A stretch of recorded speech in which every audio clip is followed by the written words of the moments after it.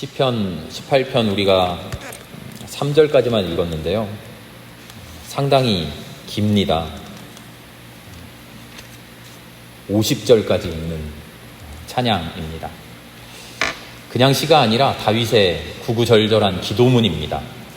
다윗의 생명력이 그 안에 약동하고 있습니다. 오늘 다윗 이야기를 마지막 하는 시간인데요. 시편 18편을 통해서 다윗의 인생을 꿰뚫고 있는 신앙의 아름다움을 함께 이야기하고자 합니다. 1절에서 6절까지의 말씀을 제가 읽겠습니다. 우리 3절까지 읽었는데요. 이어서 읽겠습니다. 죽음의 사슬이 나를 휘감고 죽음의 물살이 나를 덮쳤으며 스올의 줄이 나를 동여묶고 죽음의 덫이 나를 덮쳤다.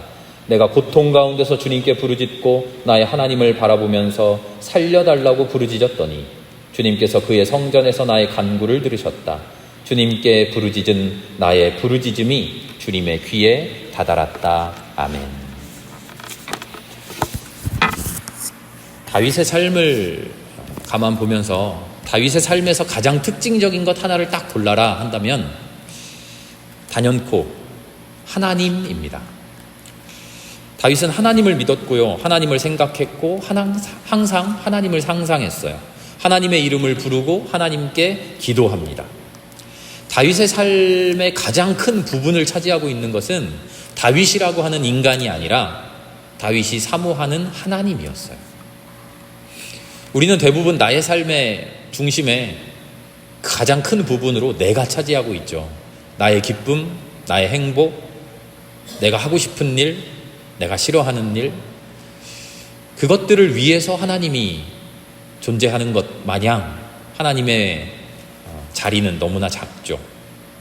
실제 다윗의 속마음을, 그 깊은 속마음을 우리는 알지 못합니다만 성경이 보여주는, 성경이 다윗을 이런 사람이야 라고 우리에게 소개해주는 그 다윗의 모습을 보면 다윗은 참 나 자신과는 다르게 그 중심에 하나님의 자리가 매우 큰 사람이었구나 라는 것을 우리는 알게 되죠. 다윗은 수많은 시를 썼어요. 그 시를 쓰면서 다윗은 하나님을 여러 가지 물건, 물체에 비유해요. 하나님은 나의 반석입니다. 요새입니다. 방패입니다. 구원의 뿔입니다. 산성입니다. 피난처입니다. 다윗이 문학적이어서가 아니고요. 물론 그렇겠습니다만 다윗이 가시적인 감성이 풍부해서가 아니라 다윗이 하나님을 모든 것에 비유할 수 있었다는 것은요, 거꾸로 다윗은 모든 것에서 하나님을 발견할 수 있는 신앙의 눈을 가졌었다는 거예요. 하나님은 나의 반석입니다. 하나님은 나의 바위입니다. 그냥 시적인 표현이 아니라요, 그 광야를 헤매며 엔게디 동굴 숲을 그 바위 덩어리를 지나면서 그냥 흔한 바위로 보지 않고 그 바위 안에서 하나님의 섭리를 다윗은 발견해냈던 거죠. 싸움터에 나가면서 그 방패를 보면서, 칼을 보면서, 조그만 조약돌 돌멩이를 보면서, 하늘에 일어오르는 뭉게구름을 보면서, 일렁이는 바람을 느끼면서 다윗은 그 모든 것 안에서 하나님을 생각해냅니다. 그의 눈은 항상 하나님을 갈망하고 있었던 것이죠. 무엇을 보든지 간에, 무엇을 느끼든지 간에 그 안에서 하나님을 생각하는 사람, 다윗은 그런 사람이었던 거죠.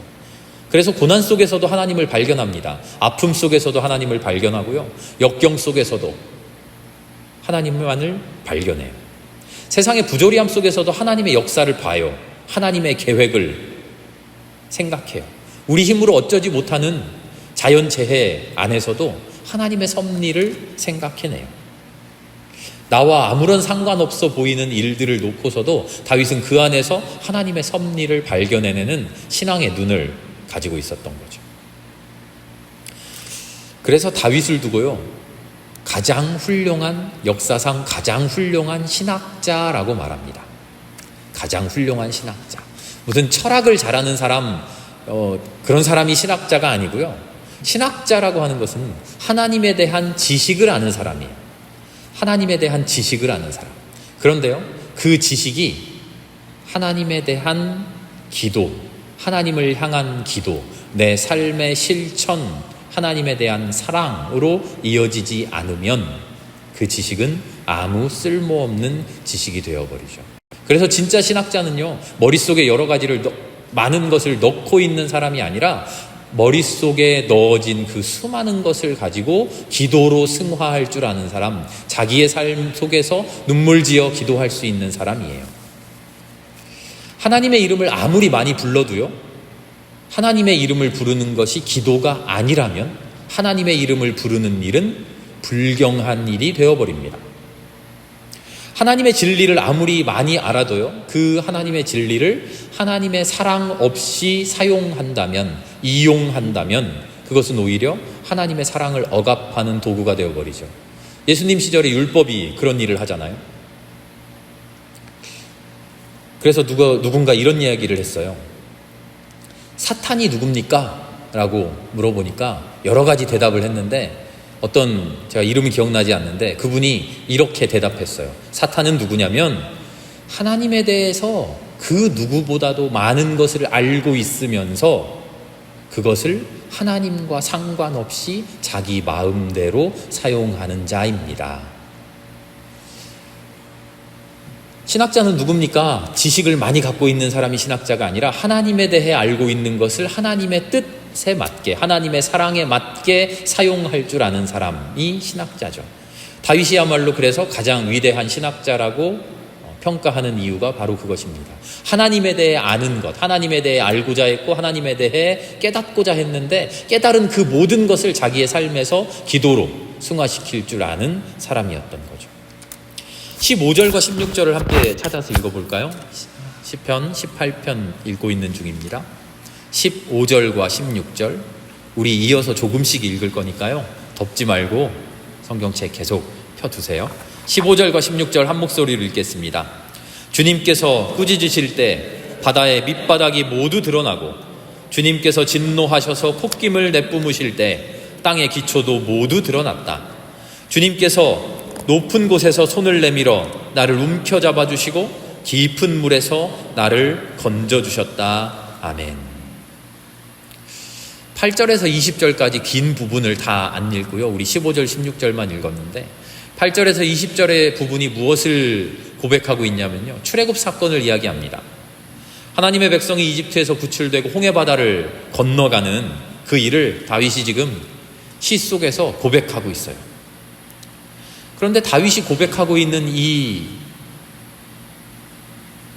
장면, 주님께서 진노하시고 콧김을 내뿜으시고 높은 곳에서 손을 내밀어 움켜잡으시고 깊은 물에서 건져주시는 이런 장면이 출애굽기에 나오나요? 이런 장면 등장하지 않잖아요. 다윗은 어디에서 이런 이야기를 배웠을까요? 어디에서 이런 이야기를 들었을까요? 다윗은 뛰어난 상상력으로 출애굽 사건 속으로 들어가고 있어요. 출애굽 사건을 그냥 들은 이야기, 전에 들은 이야기로만 머릿속에 간직하는 것이 아니라 다윗은 기도 속에 자기 자신이 마치 출애굽 현장에 있는 것처럼 그 사건 속으로 뛰어들어가서 출애굽 사건을 옛날 선조들의 이야기로 아는 것이 아니라 지금 나의 이야기로 바꾸어 놓고 있어요. 하나님이 우리에게 전해주시는 하나님의 구원에 대한 이야기를 지식으로 얻어듣는 것이 아니라 나의 삶의 이야기로 다윗은 바꾸어내고 있다는 거죠. 어떻게 나의 것으로 삼습니까? 그 연결고리가 바로 상상력이죠. 다윗은 지금 상상력을 가지고 눈을 감고 출애굽 사건 속의 한 사람이 되어서 하나님이 나를 향해 구원하시는 장면을 생생하게 상상하고 있는 것이에요. 상상은요, 가짜인 것을, 거짓된 것을 꾸며내는 그런 일이 아니에요. 오히려 추상적이고 모호하고 나하고 상관없어 보이는 멀리 떨어진 일처럼만 느껴지는 하나님의 역사를, 하나님의 실제를 내 옆에 붙들어매는 그런 일을 할 수 있게 하죠. 현실적이고 직접적인 일로 받아들일 수 있게 해요. 다윗은 그 상상력을 시라는 형태로의 기도로 만들어내죠. 다윗은 하나님의 구원을 그렇게 자기의 것으로 경험합니다. 그런 하나님이 진짜 나의 삶 속으로 뚫고 들어오시는 것을 또 고백합니다. 31절에서 38절의 말씀을 제가 읽겠습니다. 함께 눈으로 읽어주시죠. 주님밖에 그 어느 누가 하나님이며 우리 하나님밖에 그 어느 누가 구원의 반석인가. 하나님께서 나에게 용기를 북돋워 주시며 하나님께서 나의 길을 안전하게 지켜주신다. 하나님께서 나의 발을 암사슴의 발처럼 빠르게 만드시고 나를 높은 곳에 안전하게 세워주신다. 하나님께서 나에게 싸우는 법을 가르쳐 주시니 나의 팔이 노쇠로 된 강한 활을 당긴다. 주님께서는 나를 지키는 방패를 나의 손에 들려주셨고 주님께서는 오른손으로 나를 강하게 붙들어 주셨습니다.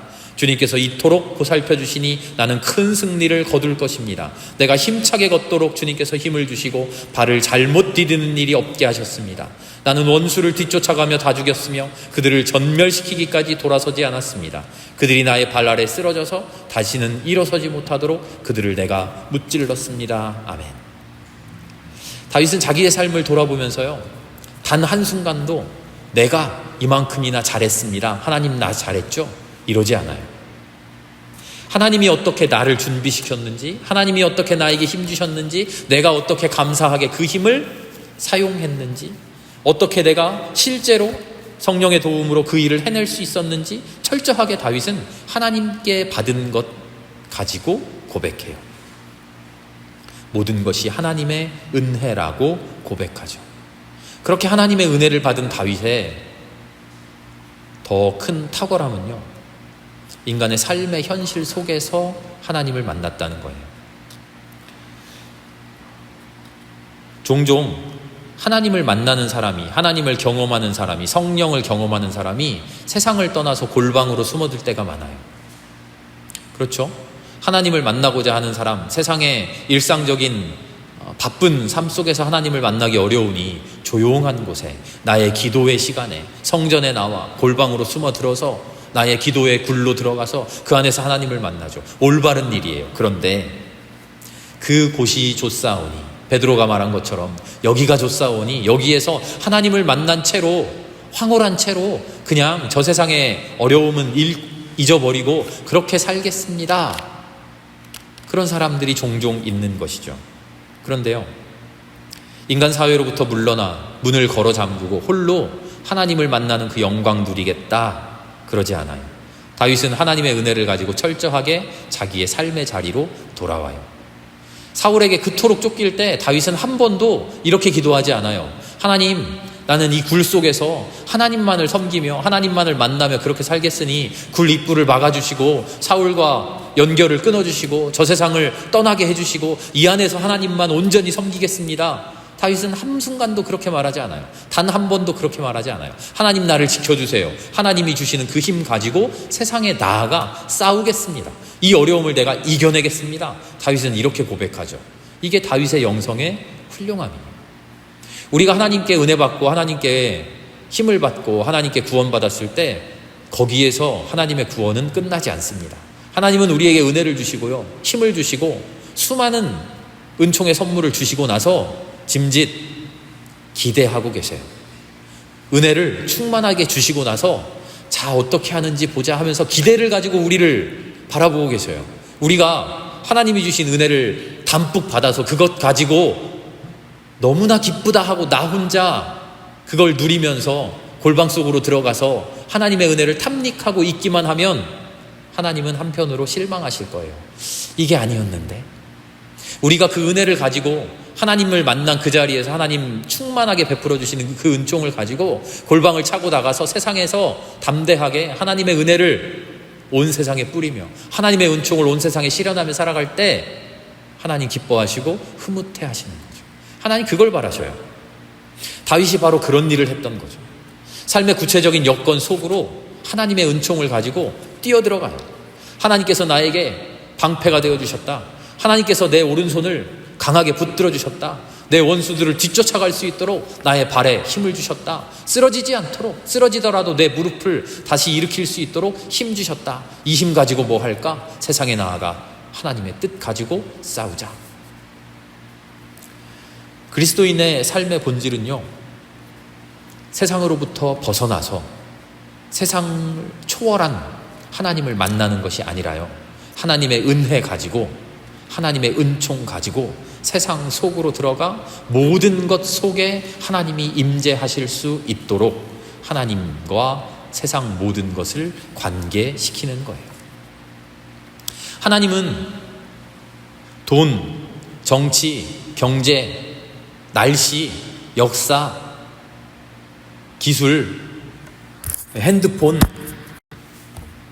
강대상, 물컵 이런 것과 관계 없으신 분인가요? 아니에요. 하나님은 이 세상의 모든 것과 깊이 관여하십니다. 돈, 정치, 경제, 날씨, 역사, 관습, 기술, 핸드폰, 건축, 음악, 이야기, 소설, 패션, 자동차 속에도, 잡담 속에도, 음식, 커피 속에도, 우리의 언어 속에도 모든 것들 속에 하나님은 충만하게 계셔요. 충만하게 계셔야 해요. 그 모든 것 속에서 우리가 하나님을 만나야 돼요. 그 모든 것들이 사실은 하나님에 대한 지식이죠. 우리가 그렇게 살아가기를 하나님은 원하셔요. 다윗의 삶이 과연 그런 삶의 모범이 되어주셨다는 거죠. 예수님도 엄연히 예수님의 시대 속에서 살아가셨어요. 예수님의 역사 속에서, 예수님의 환경 속에서, 예수님의 삶의 조건 속에서 살아가셨어요. 예수님의 한계가 아니라 그것이 예수님의 구원을 이루는, 구원을 향한 그리스도의 삶을 아름답게 이루는 예수님의 모습이었죠. 구체적인 삶의 현실 속에서 하나님을 만났어요. 하나님을 배웠어요. 예수님은 한순간도 그 삶의 여건을 초월하려고 하지 않으셨어요.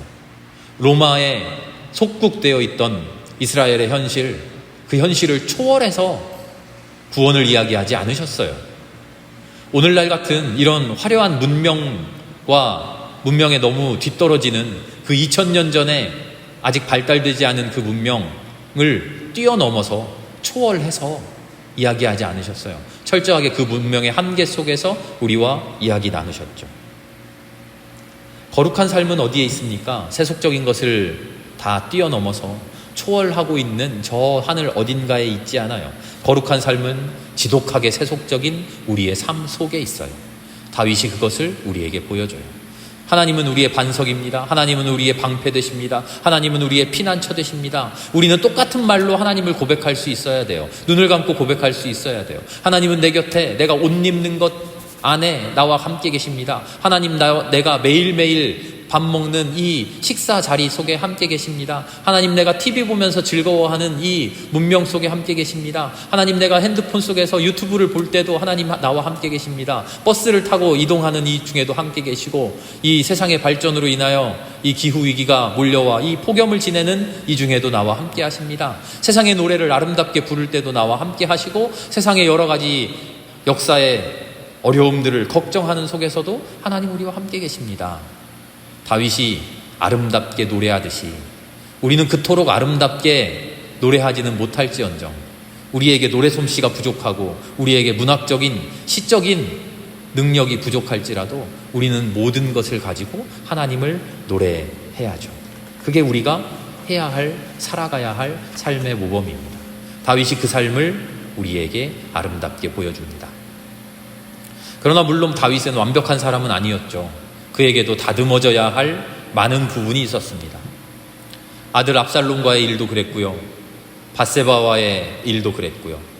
언약궤를 다윗 성으로 모셔오는 일에서도 다윗은 한없이 부족한 면이 많았어요. 그런데 다윗은 그 부족함으로 인해서 무너져 버리지 않았어요. 다윗은 그 부족함과 모자람으로 인해서 절망하고 넘어지지 않았어요. 오히려 그 부족함으로 인해서 더욱더 하나님을 굳게 붙들고 더욱더 깊이 기도해요. 우리가 바라고 고대하는 은총의 삶, 바로 이런 모습 아닐까요?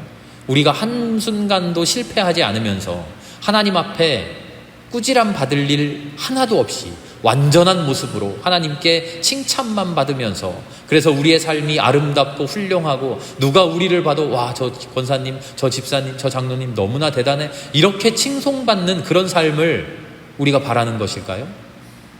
아닐 거예요.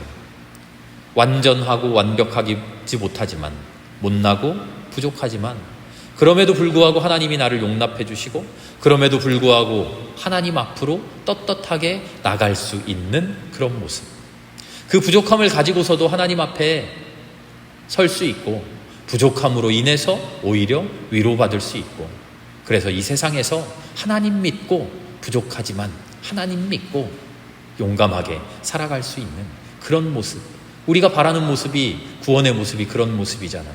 우리 완전한 사람 되고 싶어서 하나님 믿는 거 아니잖아요. 우리 히어로 무슨 대단한 영웅 되고 싶어서 믿음의 영웅처럼 되고자 하나님 믿는 것 아니잖아요. 다윗같이 부족함을 주님 앞에 내어놓고 그 부족함을 위로받고 그 부족함을 치유받고 다시금 세상으로 담대하게 나아가는 우리가 그런 모습이 될 수 있기를 바랍니다. 그래서 다윗의 마지막 고백이 우리에게 최고의 모범이 됩니다. 46절의 말씀을 함께 읽어보겠습니다. 18편 18편 46절의 말씀을 우리 한 목소리로 읽어봅시다. 주님은 살아계신다. 나의 반석이신 주님을 찬양하여라. 나를 구원하신 하나님을 높여라. 다시 한번 읽습니다. 주님은 살아계신다. 나의 반석이신 주님을 찬양하여라. 나를 구원하신 하나님을 높여라. 아멘. 우리의 온통 삶의 고백이 이런 고백 될 수 있기를 바랍니다. 과연 주님은 살아계신다. 나의 반석 되신 주님을 찬양하자. 나를 구원하신 주님 하나님을 높이자. 어떻게 해요? 영웅적인 삶을 통해서가 아니라 부족하지만 하나님을 끊임없이 붙들고 부족하지만 하나님을 끊임없이 생각하고 부족하지만 끊임없이 하나님의 말씀대로 살아가고자 노력하는 그 마음, 그 삶 속에 그 부족함을 가지고 주님 앞에 나와 하나님 나를 단단하게 해주세요. 하나님 나를 고쳐주세요. 하나님 나에게 힘주세요. 기도할 수 있는 그 담대함을 가지고 살아가는 우리가 될 수 있기를 바랍니다. 바울이 에베소서에서 이렇게 우리에게 권면합니다. 믿는 사람들인 우리에게 강한 힘으로 활동하시는 하나님의 능력이 얼마나 엄청나게 큰지를 여러분이 알 수 있기 바랍니다. 믿는 사람들인 우리에게 강한 힘으로 활동하시는 하나님의 사랑이, 그 능력이 얼마나 엄청나게 큰지를 우리가 알 수 있기를 바랍니다. 하나님을 믿는 우리가 우리의 삶 속에서 활동하시는 하나님의 그 엄청난 능력을 매일매일 느끼며 기뻐하고 즐거워할 수 있는 우리가 될 수 있기를 바랍니다.